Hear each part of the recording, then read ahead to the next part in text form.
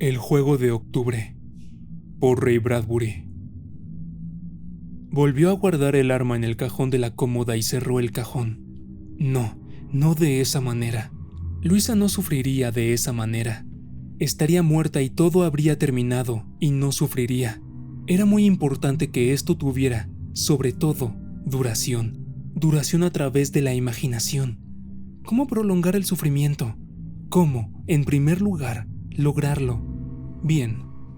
El hombre que estaba parado frente al espejo del dormitorio colocó cuidadosamente sus gemelos.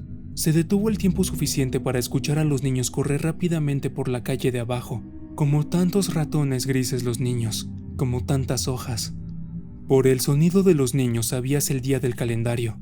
Por sus gritos sabías que era tarde. Sabías que era muy tarde en el año. Octubre. El último día de octubre. Con máscaras de hueso blanco y calabazas cortadas y olor a grasa de vela caída. No, las cosas no habían estado bien durante algún tiempo. Octubre no ayudó a nadie. En todo caso, empeoró las cosas. Se ajustó la pajarita negra. Si esto fuera primavera, asintió lentamente, en silencio, sin emociones, a su imagen en el espejo, entonces podría haber una posibilidad. Pero esta noche todo el mundo se estaba convirtiendo en ruinas. No había verde de primavera, nada de frescura, nada de promesa. Hubo una carrera suave en el pasillo. Esa es Marion, se dijo a sí mismo. Mi pequeña. Los 8 años tranquilos de ella. Ni una palabra, solo sus luminosos ojos grises y su boquita inquisitiva. Su hija había estado entrando y saliendo toda la noche, probándose varias máscaras, preguntándole cuál era la más aterradora, la más horrible. Ambos finalmente se habían decidido por la máscara de esqueleto. Era simplemente horrible, asustaría a la gente. De nuevo captó la larga mirada de pensamiento y deliberación que se dio a sí mismo en el espejo. Nunca le había gustado octubre, desde que se acostó por primera vez en las hojas de otoño frente a la casa de su abuela hace muchos años y escuchó el viento y vio los árboles vacíos. Lo había hecho llorar, sin una razón. Y un poco de esa tristeza volvía cada año a él, siempre desaparecía con la primavera. Pero era diferente esta noche, era una sensación de otoño llegando a durar 1.000.000 de años. No habría primavera, había estado llorando en silencio toda la noche, no se notaba ni un vestigio de ello en su rostro. Todo estaba escondido en alguna parte y no se detendría. Un rico olor almibarado de caramelo llenó la bulliciosa casa. Luisa había colocado manzanas en pieles nuevas de caramelo. Había enormes tazones de ponche recién mezclado, manzanas en hileras en cada puerta, calabazas ventiladas y recogidas mirando triangularmente desde cada ventana fría. Había una tina de agua en el centro de la sala de estar, esperando, con un saco de manzanas cerca, para que comenzara a sumergirse. Todo lo que se necesitaba era el catalizador, la avalancha de niños, para que las manzanas comenzaran a oscilar. Las manzanas ensartadas se balancearan en las puertas abarrotadas, los dulces desaparecieran, los pasillos resonaran con miedo o deleite. Todo era lo mismo. Ahora, la casa estaba en silencio con la preparación, y solo un poco más que eso.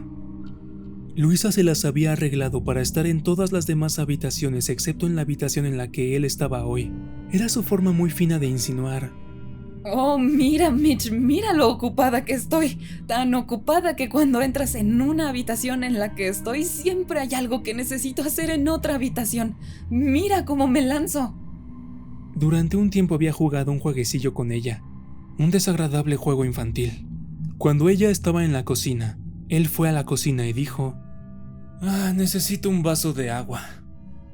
Después de un momento, él de pie, bebiendo agua, ella como una bruja de cristal sobre el brebaje de caramelo burbujeando como una olla de barro prehistórica en la estufa.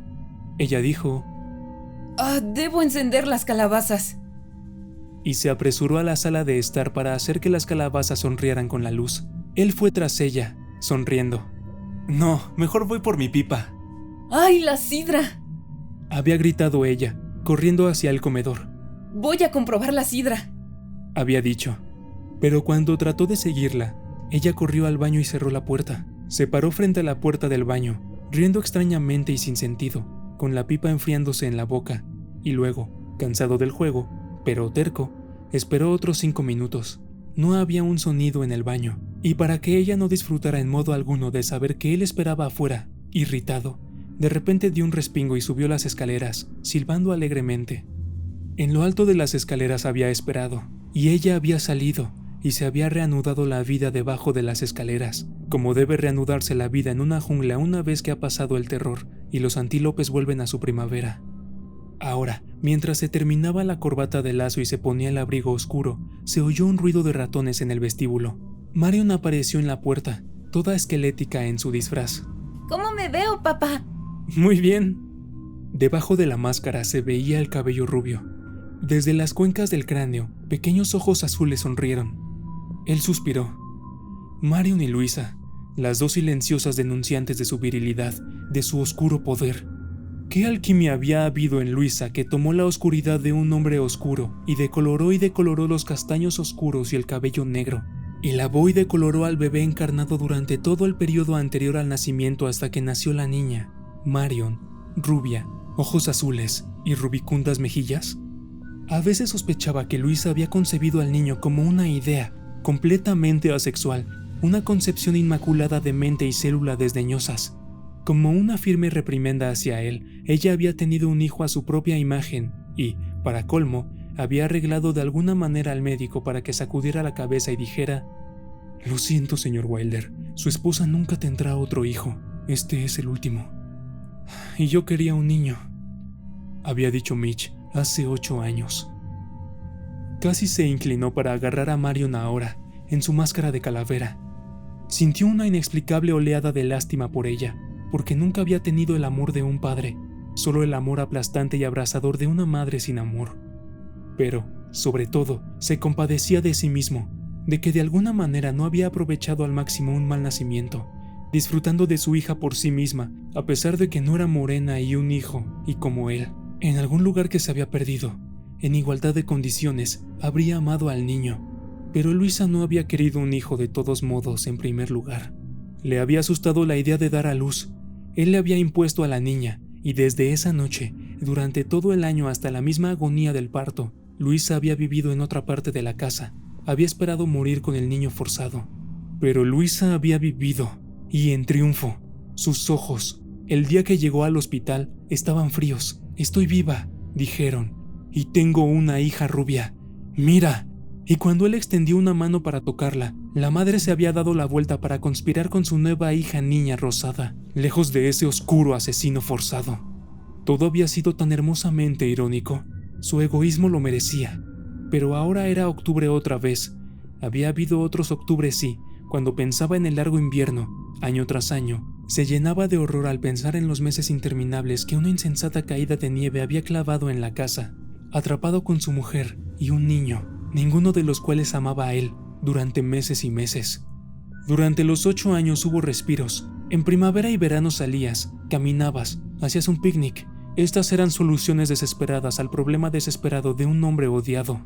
Pero, en invierno, las caminatas, los picnics y las escapadas se desvanecían con las hojas. La vida, como un árbol, quedó vacía, la fruta recogida, la savia corrida a la tierra. Invitaste a la gente a entrar, pero era difícil conseguir gente en invierno con ventiscas y todo. Una vez había sido lo suficientemente inteligente como para ahorrar para un viaje a Florida. Se habían ido al sur, había caminado al aire libre. Pero ahora, al llegar el 8º invierno, sabía que las cosas finalmente habían llegado a su fin. Simplemente no podía usar este. Había un ácido encerrado en el que lentamente había devorado tejidos y huesos a lo largo de los años. Y ahora, esta noche, alcanzaría el explosivo salvaje en él, y todo terminaría. Hubo un sonido loco de la campana de abajo. En el pasillo, Luisa fue a ver. Marion, sin decir palabra, bajó corriendo a saludar a los primeros en llegar. Hubo gritos e hilaridad. Caminó hasta lo alto de las escaleras. Luisa estaba abajo, tomando abrigos. Era alta, esbelta y rubia hasta la blancura, y se reía de los niños nuevos. Él dudó. ¿Qué fue todo esto? ¿Los años? ¿El aburrimiento de vivir?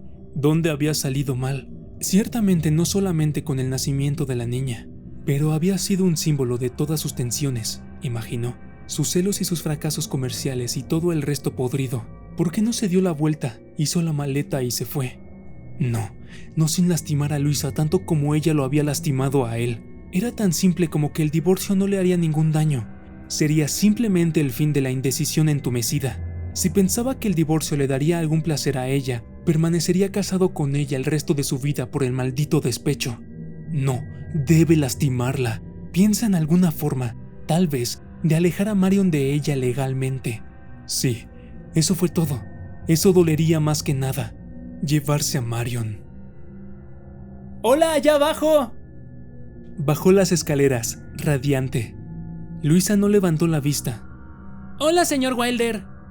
Los niños gritaron, saludaron mientras bajaba. A las 10 en punto, el timbre había dejado de sonar. Las manzanas estaban mordidas desde las puertas acordonadas. Las caras rosadas de los niños estaban secas por el movimiento de las manzanas. Las servilletas estaban manchadas con caramelo y ponche. Y él, el marido, con agradable eficiencia se había hecho cargo. Le quitó la fiesta de las manos a Luisa. Corrió hablando con los 20 niños y los 12 padres que habían venido y estaban felices con la sidra especial enriquecida que les había preparado. Supervisó ponerle la cola al burro, hacer girar la botella, las sillas musicales y todo lo demás, entre carcajadas y gritos. Luego, bajo el brillo de la calabaza de ojos triangulares, con todas las luces de la casa apagadas, gritó: ¡Silencio! ¡Síganme! Caminando de puntillas hacia el sótano, los padres, en la periferia exterior del motín disfrazado, se comentaron entre sí, asintiendo al inteligente esposo, hablando con la afortunada esposa. Que bien se llevaba con los niños, decían. Los niños se apiñaron detrás del marido, chillando. ¡El sótano!, gritó. ¡La tumba de la bruja! Más chillidos. Hizo un escalofrío fingido. ¡Abandonad la esperanza, todos los que entráis aquí! Los padres se rieron. Uno por uno, los niños se deslizaron por un tobogán que Mitch había arreglado con los pedazos de la sección de la mesa hacia el oscuro sótano. Siseó y gritó horribles palabras tras ellos. Un llanto maravilloso llenó la casa oscura iluminada por calabazas. Todos hablaron a la vez, todos menos Marion. Había pasado toda la fiesta con un mínimo de sonido o conversación. Todo estaba dentro de ella, toda la emoción y la alegría. ¡Qué pequeño troll!, pensó. Con la boca cerrada y los ojos brillantes había contemplado su propia fiesta, como tantas serpentinas arrojadas ante ella. Ahora, los padres, con risueña desgana, se deslizaron por la corta pendiente, alborotados, mientras la pequeña Marion permanecía de pie, siempre queriendo verlo todo, para ser la última. Luisa cayó sin ayuda. Él se movió para ayudarla, pero ella se movió incluso antes de que él se inclinara. La cámara alta estaba vacía y en silencio a la luz de las velas. Marion estaba junto al tobogán. «Aquí vamos», dijo, y la levantó. Se sentaron en un amplio círculo en el sótano. El calor procedía del bulto distante del horno. Las sillas estaban en una larga fila a lo largo de cada pared. 20 niños que chillaban, 12 parientes susurrantes, espaciados alternativamente, con Luisa abajo en el otro extremo. Mitch arriba en este extremo, cerca de las escaleras. Miró, pero no vio nada. Todos se habían agrupado en sus sillas, atrapando lo que pudieran en la oscuridad. Todo el programa de ahora en adelante se presentaría en la oscuridad, él como el señor interlocutor. Había un niño correteando, un olor a cemento húmedo y el sonido del viento entre las estrellas de octubre. «¡Ahora!», gritó el marido en el sótano oscuro. ¡Silencio! Todos se acomodaron. La habitación era negra, ni una luz, ni un brillo, ni un destello de ojo, un raspado de vajilla, un sonajero de metal. «¡La bruja está muerta!», entonó el marido. ¡Eh!, dijeron los niños. «¡La bruja está muerta! ¡La han matado! Y aquí está el cuchillo con el que la mataron». Entregó el cuchillo. Lo pasó de mano en mano, hacia abajo y alrededor del círculo, con risas y pequeños gritos extraños y comentarios de los adultos. «La bruja está muerta y esta es su cabeza», susurró el esposo y le entregó un artículo a la persona más cercana. «¡Oh, yo sé cómo se juega este juego!», exclamó un niño, feliz en la oscuridad. Él toma algunas entrañas viejas de pollo de la nevera y las reparte y dice: «Estas son sus entrañas». Y él hace una cabeza de arcilla y la pasa por su cabeza, y le pasa un hueso de res por su brazo, y toma una canica y dice: «Este es su ojo», y toma un poco de maíz y dice: «Estos son sus dientes», y toma un saco de budín de ciruelas, lo da y dice: «Este es su estómago». ¡Yo sé cómo se juega esto! ¡Calla! ¡Lo vas a estropear todo!, dijo una chica. La bruja sufrió daño, y este es su brazo, dijo Mitch. Los artículos pasaban y pasaban, como papas calientes, alrededor del círculo. Algunos niños gritaron, y no los tocaron. Algunos corrieron de sus sillas para pararse en el centro del sótano hasta que los artículos espeluznantes hubieron pasado. ¡Oh, solo son entrañas de pollo!, se burló un niño. ¡Vuelve, Elena! Los pasaban de mano en mano, con pequeños gritos tras gritos. Los pedazos caían, para ser seguidos por otro y otro. «La bruja cortó, y este es su corazón», dijo el esposo. 6 o 7 elementos moviéndose a la vez a través de la oscuridad.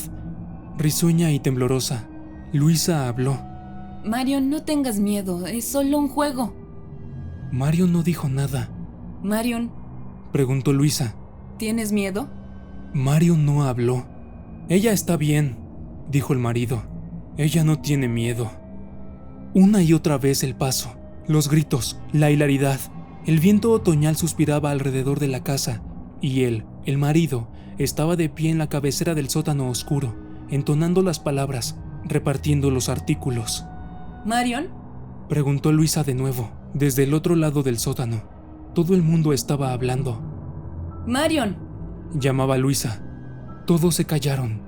Marion no respondió. El marido estaba allí, al pie de las escaleras del sótano. Luisa llamó.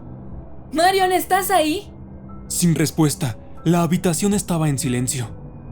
«¿Dónde está Marion?», llamaba Luisa. «Ella estaba aquí», dijo un niño. «Tal vez ella está arriba». «¡Marion!».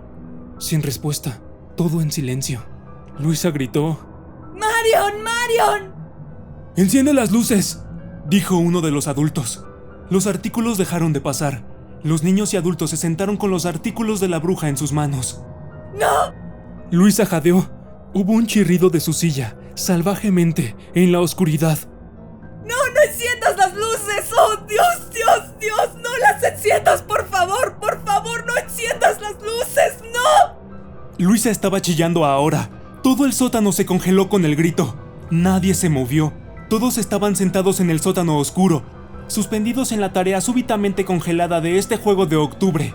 El viento soplaba afuera, golpeando la casa. El olor a calabazas y manzanas llenaba la habitación con el olor de los objetos en sus dedos mientras un niño gritaba: «¡Subiré y miraré!». Y corrió escaleras arriba esperanzado y dio la vuelta a la casa 4 veces alrededor de la casa gritando: «¡Marion! ¡Marion! ¡Marion!». Una y otra vez para finalmente bajar las escaleras hacia el sótano expectante y decirle a la oscuridad: «¡No puedo encontrarla!». Entonces, algún idiota encendió las luces.